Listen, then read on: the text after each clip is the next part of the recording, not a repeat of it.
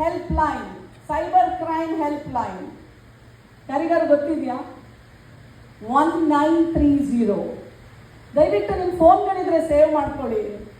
ಯಾಕೆ ಅಂದರೆ ಇವತ್ತು ಅಲ್ಲಿಗೆ ಫೋನ್ ಮಾಡೋದು ಎಲ್ಲರೂ.